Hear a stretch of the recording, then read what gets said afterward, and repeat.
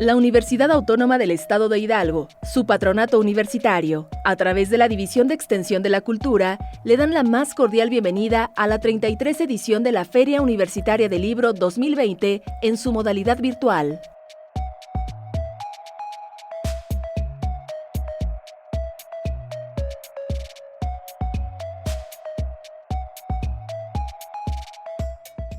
Bienvenidos a una presentación más de GEDISA en el marco de la Feria Universitaria del Libro de la Universidad Autónoma de Hidalgo, del Estado de Hidalgo, donde cada año estamos de una manera u otra, generalmente en persona, con los estudiantes y profesores y la comunidad pachuqueña, o que visita Pachuca en esos días, y que por la pandemia, pues ahora se está haciendo virtual en la 33ª edición de la feria.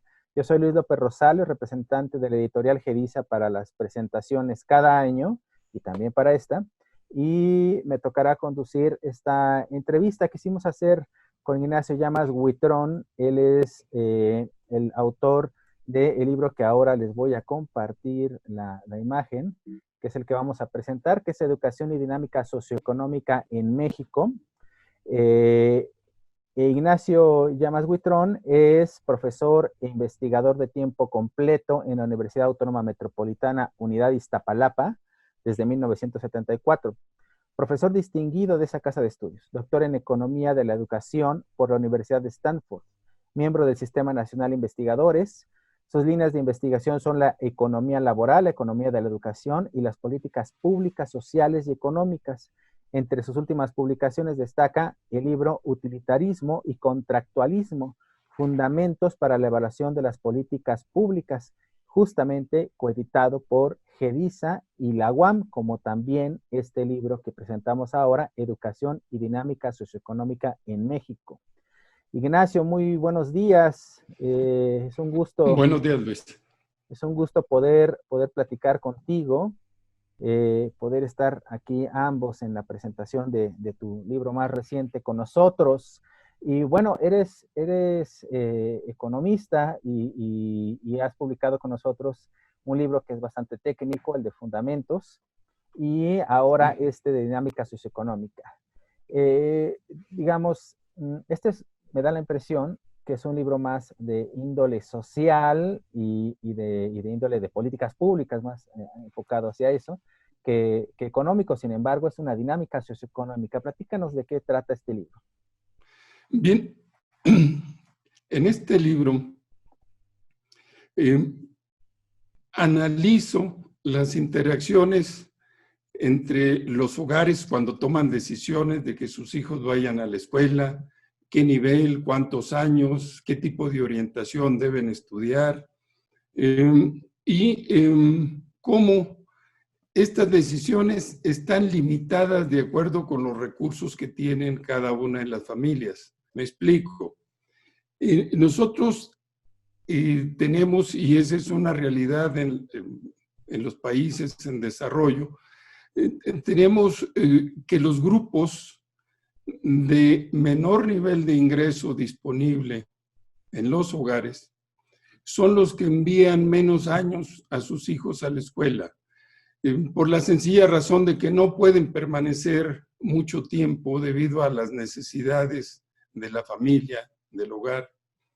Y esto ha ocasionado que el sistema educativo, en lugar de funcionar como un mecanismo de movilidad social, sea un mecanismo de reproducción de las desigualdades, porque los hogares que más dinero tienen envían a sus hijos hasta, en la gran mayoría, hacia los niveles de educación superior, posgrado, y son los que más van a ocupar los altos puestos de dirección de las empresas, incluso los puestos directivos en organismos del Estado, en el propio aparato público en general.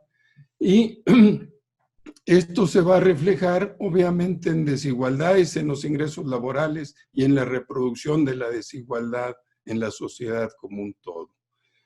Mira, me enfoco fundamentalmente en lo que sucede en el sistema educativo como mecanismo de reproduccción de desigualdades, pero también como un mecanismo de cómo sobreviven los hogares, sobre todo los de menores niveles de ingreso, porque el nivel educativo también, sea bajo, mediano o alto, te socializa para cooperar en la sociedad, te socializa para ocupar determinados puestos ocupacionales y por lo tanto también prepara a los grupos de menores niveles de ingreso para migrar del campo a la ciudad, para migrar de una ciudad a otra, para migrar de su lugar de origen al extranjero,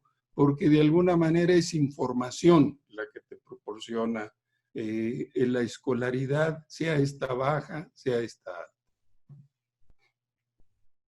Oye, y esta investigación, imagino que tiene su fundamento en datos oficiales, pero también en algún tipo de investigación, digamos, más a pie de calle, más en tierra. Platícanos un poco sobre la metodología. ¿Cómo realizaste esta investigación? Mira, todo tipo de investigación siempre tiene un referente de una teoría. Okay.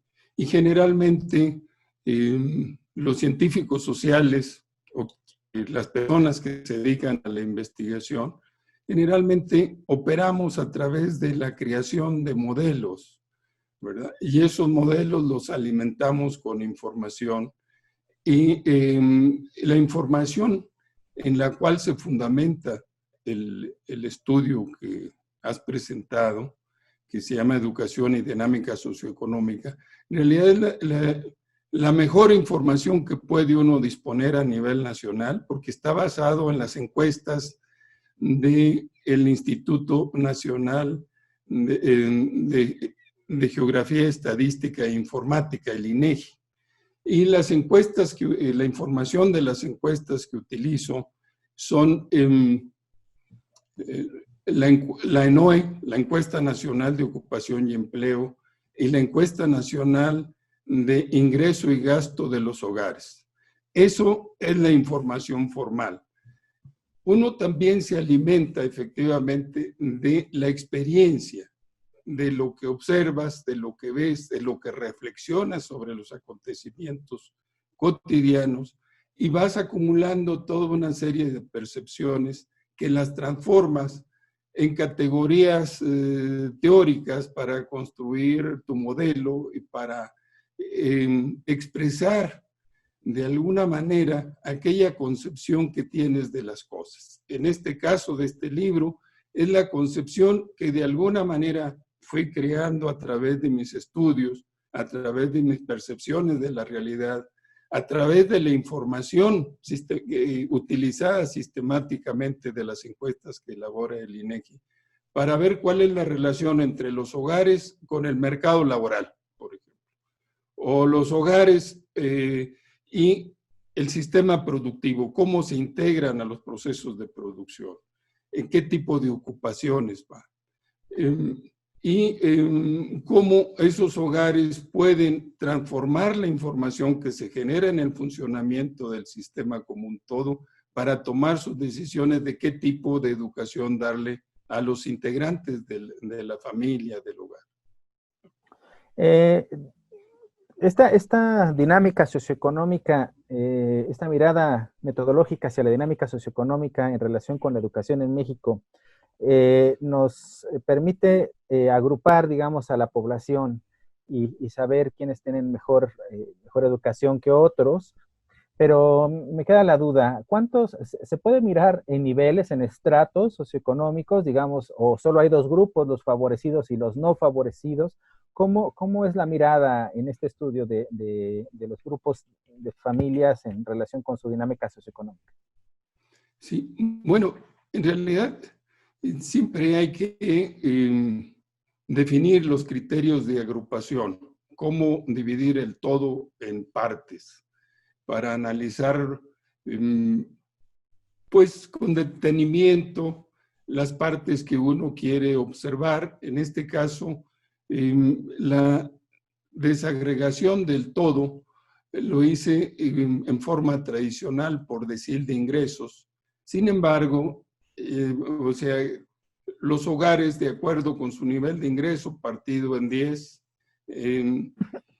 y de igual proporción. Y una vez que analiza uno, o que he analizado esas partes, puedo llegar, por ejemplo, a reagrupar esos deciles. Y te puedo decir que los grupos más desfavorecidos en términos de educación, pues son los grupos que ocupan los 5 deciles de nivel de ingreso más bajo. Son los que se les hace sumamente difícil mantener a sus hijos en el sistema educativo, porque en teoría la educación es gratuita, pero eso solo significa que no se cobran colegiaturas en el sistema de educación pública. Pero los gastos de los hogares son fuertes en la educación de sus hijos, en el transporte público, en útiles escolares, y sobre todo de que los jóvenes o niños dejan de colaborar en las actividades del hogar, ya sea generando ingresos o no ingresos, pero de todos modos son elementos importantes en la reproducción de nuestras familias, en la reproducción de la sociedad como un todo. Entonces, Ahora, esas son más o menos las agrupaciones que he hecho. Y de hecho, tu libro creo que es muy pertinente a la luz de lo que la pandemia ha descubierto en materia de desigualdad en la educación. Ahora primero con la rápida necesidad de reacomodar la educación por medios virtuales durante la primera parte de la pandemia. Así es. Y ahora, que quizás en ese momento fue tremendamente caótico y hemos visto en los medios de comunicación historias pues muy tristes. Y ahora se hace una propuesta a través de la televisión nacional y con todas estas características más o menos detalladas que han dado en sus distintas conferencias Secretaria de Educación y por otras vías. ¿Tú qué ves en esto? ¿Esto colabora a la dinámica socioeconómica en México en materia de educación, a lo que tu libro revisa y establece, o bien lo profundiza o lo mejora? ¿Cuál es tu mirada? Mira, existe una encuesta que hace el INEGI que se llama Encuesta Nacional de Disponibilidad y Uso de las Tecnologías Informáticas, la ENDUIT. Y la última, si la memoria no me falla, fue del 2018. Un vistazo a los microdatos, o sea, meterte no a los tabulados que nos da el INEGI, sino ya a manejar las encuestas propiamente, la información que de allí se deduce. Tenemos que un alto porcentaje, por lo menos el 50% de los hogares, no cuenta con televisión, con computadora de escritorio, ni laptop, ni utiliza otros medios informáticos para tener acceso. ¿Qué significa esto? Pues que nuevamente el uso de estas tecnologías van a servir para agudizar las desigualdades. ¿Qué se debe hacer para ir paliando, para ir amortiguando las desigualdades? Pues se requeriría un esfuerzo de política pública muy fuerte. Primero, para propiciar, en el caso específico de las tecnologías de la información, para propiciar el acceso en todo México a la banda ancha, a Internet, servicios de comunicación modernos. Y segundo, que es muy importante, ayudar para que adquieran los medios, la computadora y capacitarlos para su uso. Porque ese 50% de hogares que no tiene acceso a computadora, su principal respuesta de por qué no la tiene es que no tiene los recursos para ello. Entonces, estamos ante un verdadero problema. ¿Qué se esperaría? Que el aprovechamiento pues, sea muy exiguo en el caso de los hogares más pobres. O sea, el acceso a los medios no existe prácticamente en los grupos más vulnerables. Entonces, los va a afectar justamente en el retraso de los pocos niveles de escolaridad a los que tienen acceso por permanencia limitada en el sistema educativo, se los va a limitar aún más. Entonces, esta pandemia nos descubre o nos deja al descubierto lo que ya sabemos de que hay grandes desigualdades y nos lleva a ver de qué magnitud son esas desigualdades, pero son bastante amplias, te puedo decir. Y la educación a través de dar los cursos a través de la televisión, pues no va a funcionar mientras no se resuelva el problema de base, el acceso a banda ancha y segundo, la disponibilidad de los medios para utilizar esos mecanismos de comunicación, como puede ser la computadora, el teléfono celular, ¿verdad? Que casi no se cuentan con ellos. Tu libro es te pregunto si es un retrato de la actualidad o es un estudio que permite también ver en el transcurso de tiempo de manera diacrónica cómo se ha comportado la dinámica socioeconómica en relación con la educación, es decir, si nos permite comprender por qué estamos así, no solo cómo estamos, sino por qué estamos así, qué se ha hecho en el pasado como para que lleguemos a esta situación, a lo que revisa tu libro. ¿Cómo es tu investigación? Sí, son las dos cosas. Se revisa prácticamente a partir de los 90 la dinámica socioeconómica, teniendo como eje articulador los niveles de escolaridad de la población. ¿Por qué los niveles de escolaridad de la población? Porque es la forma más sencilla y a la vez más clara de obtener información de nuestras potencialidades o posibilidades de incorporarnos a la famosa economía del conocimiento, que todo el mundo habla, pero que es más difícil de describir y diagnosticar qué significa exactamente. Entonces, se hace un análisis diacrónico, un análisis histórico a partir de los 90, ¿verdad? Cómo en algunos casos, desde fines de los 80, cómo ha evolucionado la escolaridad, ¿verdad? Porque es una forma en que los países del mundo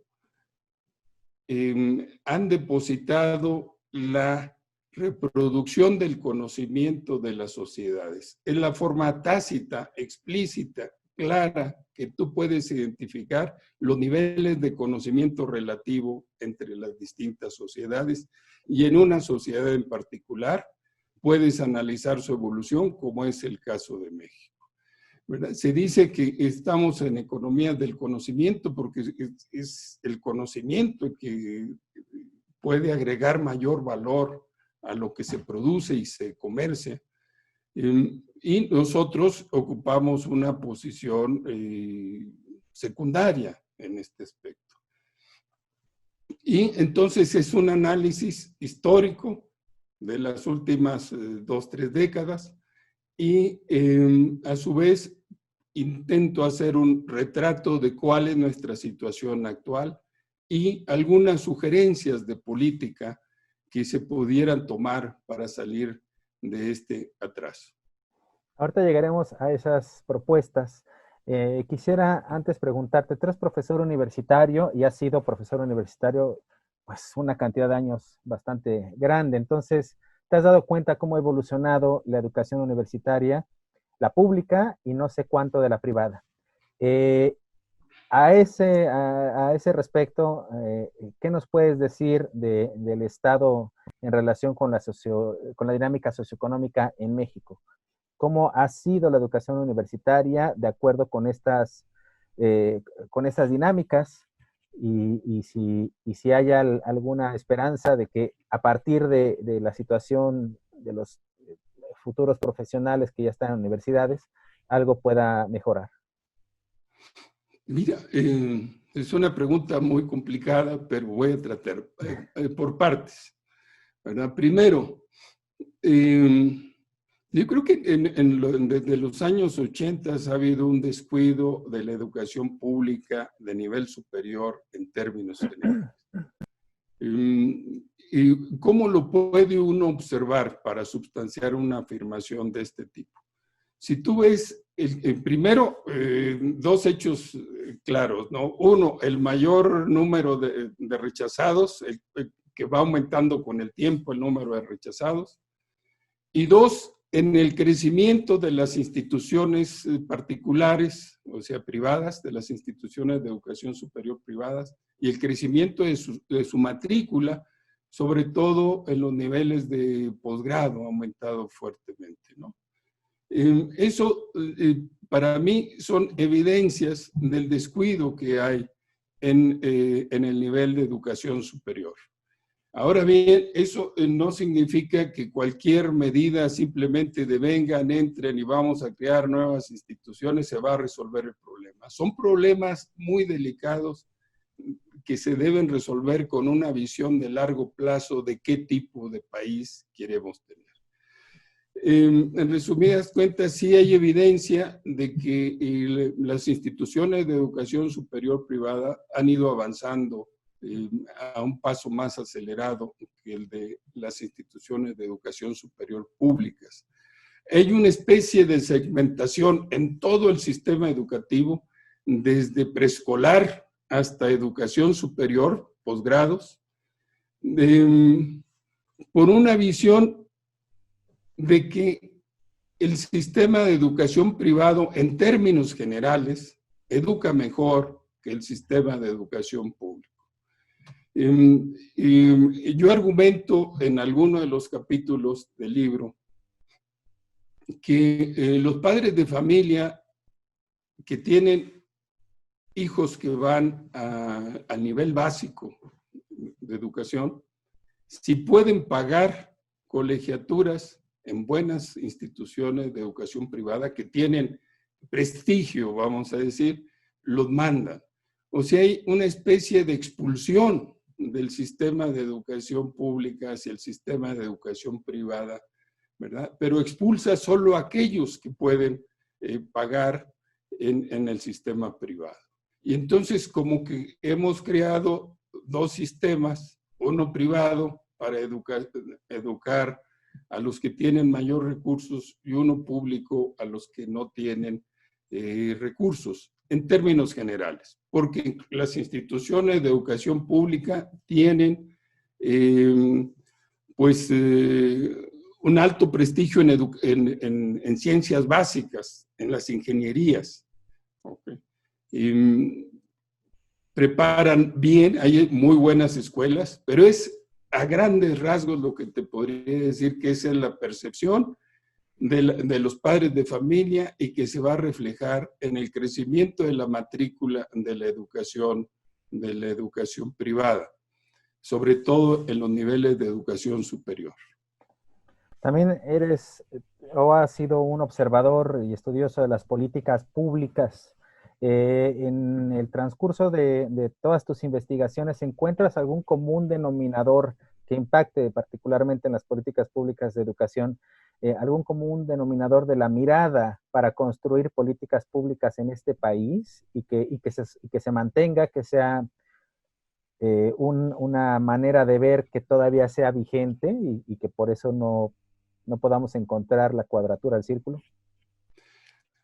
Yo creo que lo que ha distinguido la política pública en términos generales y en particular en educación es lo reactivo. O sea, tienes el problema del crecimiento de los alumnos y entonces abres más instituciones para resolver el problema, ¿verdad? ¿Qué quiero decir con esto? El ser reactivo significa que no hay una visión de largo plazo del tipo de educación que requiere esta sociedad, ¿verdad? Entonces, reactivo, lo podemos ver en los últimos, en las últimas tomas de decisión, en el caso del sistema de educación público, sobre todo en el básico, ¿verdad? Donde se echa para atrás una reforma educativa que era insuficiente, que tenía muchos defectos, etcétera. Pero era una reforma, se avanzaba en alguna dirección, con alguna perspectiva de rescatar la dirección del sistema educativo público por parte de la SEP, por parte del gobierno, y se echa para atrás. Eso significa que no tiene la menor idea de para dónde debe funcionar, cómo debe operar, cómo debe orientarse el sistema educativo. Entonces, eso es lo que quiero decir por reactivo. No hay un plan estratégico que nos diga, y nosotros vamos a tener educación de tal y cual calidad en 10, 15 años, pero vamos caminando en una dirección que hemos trazado, considerando de que la educación, en los sistemas educativos, te señalaba de que este sistema educativo que han diseñado o que han puesto en operación los distintos países del mundo, se generó en el siglo XVIII. Y en ese siglo XVIII, ¿verdad?, el sistema educativo tiene una fuerte fundamentación en la operación del taller que nos llega de la Edad Media. La fábrica también se fundamenta en el taller. El taller es la piedra fundacional de la fábrica capitalista, la fábrica moderna, pero también de la escuela. Entonces, ¿qué quiero decir con esto? Que el sistema educativo debe estar viendo cómo van evolucionando las tecnologías en el sistema productivo, cuáles son las necesidades que tiene el sistema productivo, que va a ser el gran empleador, cómo van absorbiendo esas tecnologías o cómo las van adoptando el sistema público y, por lo tanto, cómo debe prepararse y cómo debe prever las necesidades. O sea, el sistema educativo no se da no es un ente autónomo, depende mucho de la interacción con los otros sistemas que son el sistema productivo, el sistema gubernamental, el sistema laboral, y debe estar viendo qué es lo que sucede en ellos para ir previendo lo que se necesita y cómo formar a la gente, cómo formar a las personas para que encuentren un lugar ocupacional y además que sea útil para el desarrollo de nuestra sociedad. Muy bien, Ignacio, creo que ha llegado el momento de que nos platiques cuáles son las propuestas incluidas en tu libro. Bien, dos cosas importantes me vienen ahorita a la memoria, ¿verdad? Uno, para seguir el mismo hilo de argumentación, ¿verdad? La necesidad de que se piense la reforma educativa en términos informacionales, recabar información de los lugares adecuados, de los agentes adecuados y hacerlo en forma, si queremos darle un rostro a nuestro sistema de educación público, que sea nacional y con perspectivas de que nos lleve hacia una sociedad, que contribuya para la creación de una sociedad mejor. O sea, lo informacional, ¿dónde debiera buscarlo? En primer lugar. Segundo lugar, todas las instituciones que crean los seres humanos evolucionan y tienen una característica particular. Son objeto de diseño, o sea, las podemos diseñar, las podemos rediseñar, podemos cambiarles sus objetivos, lo cual quiere decir tenemos mucho material para trabajar la cuestión educativa y hacer un perfil de por dónde queremos que se formen nuestros futuros ciudadanos mexicanos. O sea, qué tipo de orientación deben tener, okay, y cuáles son las dosis adecuadas, por ejemplo, entre educación virtual y educación presencial. En todo ese tipo de cosas debemos hacerlo. Es primera reflexión. La segunda, cosa que se me viene a la mente de lo que trabajé, es que el sistema educativo nacional está orientado por las acciones del gobierno. O sea, es un sistema orientado por la oferta, dirían los economistas, por lo que ofrece de acuerdo con sus posibilidades el gobierno. Es necesario crear las condiciones de demanda también de los egresados de nuestro sistema educativo. ¿Dónde queremos que se incrusten? En aquellos sectores modernos, ¿verdad? Que sean 2, 3, 4, pero que esté claramente definido cuáles serían las posibilidades de que nosotros organicemos, ok, aeronáutica, todo lo que sea aeroespacial, la agricultura, por ejemplo, que es muy tradicional y tiene todavía un alto porcentaje de trabajadores en México. ¿En qué tipo de cuestiones debemos nosotros orientar nuestra formación y nuestra acción pública? Esas serían otra cuestión, una tercera, sería que los recursos dedicados a ciencia e investigación, que además los han recortado en los últimos años, ¿verdad? No deben dispersarse, sino que deben concentrarse justamente para crear ese capital humano, ese conocimiento que se necesita para impulsar los 2 o 3 sectores donde veamos que México tiene posibilidades de desarrollo y de crecimiento económico.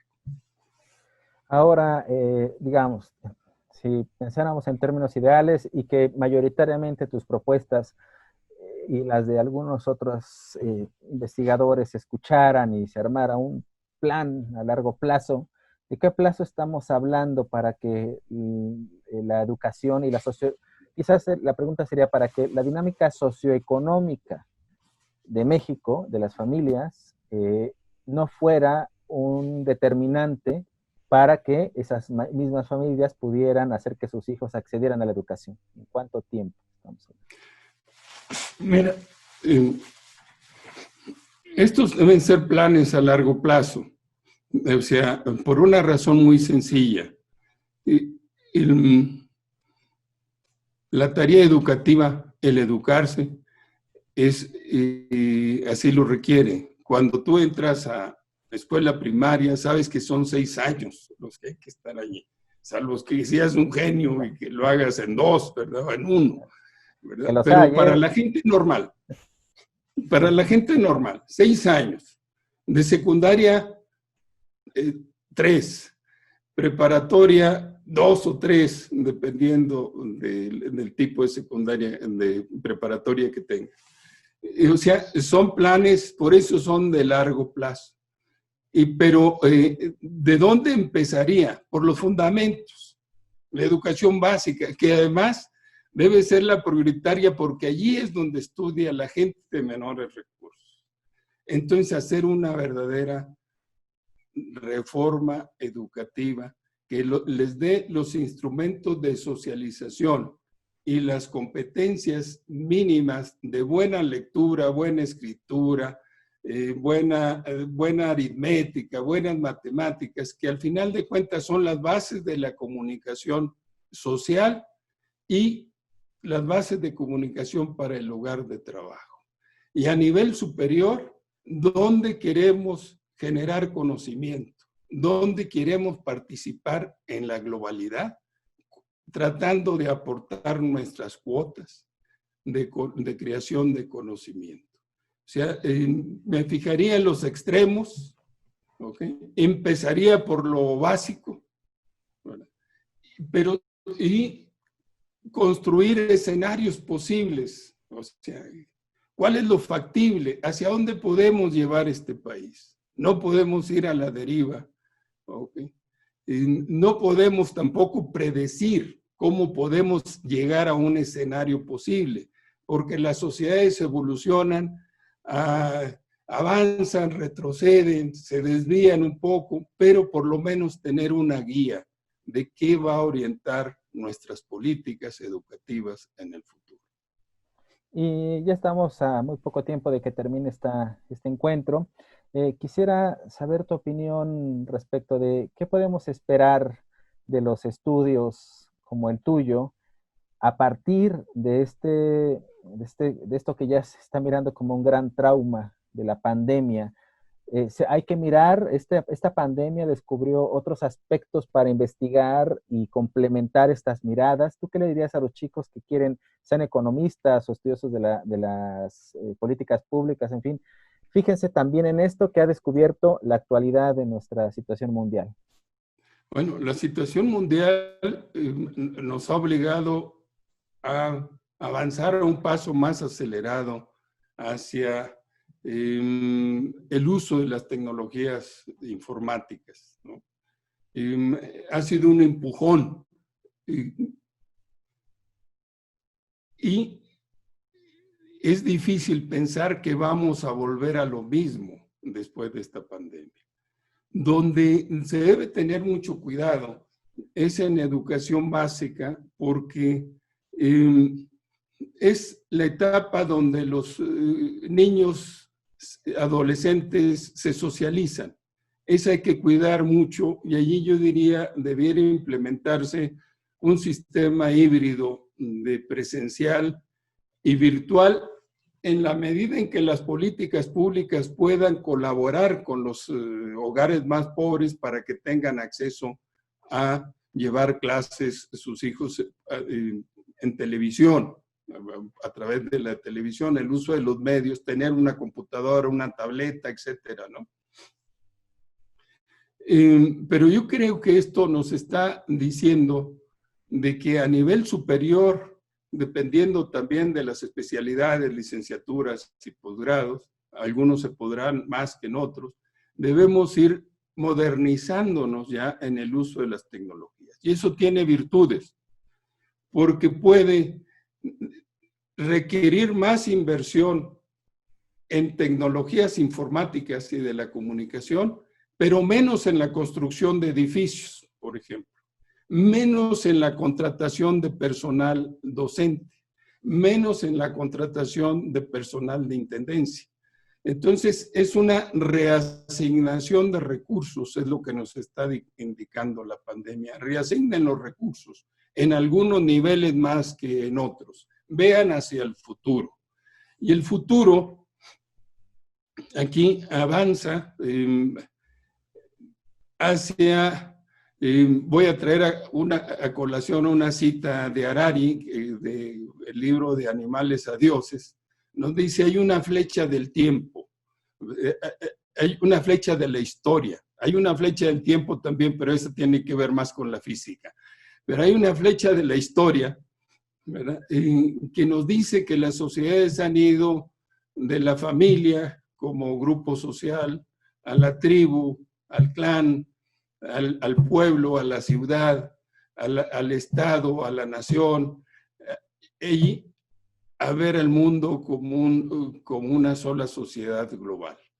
En ese nivel de sociabilidad macro, el individuo cada vez va a tener mayor posibilidad de desarrollar sus habilidades particulares que la naturaleza o la situación social le dio, ¿okay?, de aprovechar más, o sea, poner énfasis en desarrollar el potencial individual en una sociedad cada vez más global. Entonces nos está diciendo, la diversidad es un activo, hay que aprovecharlo y hay que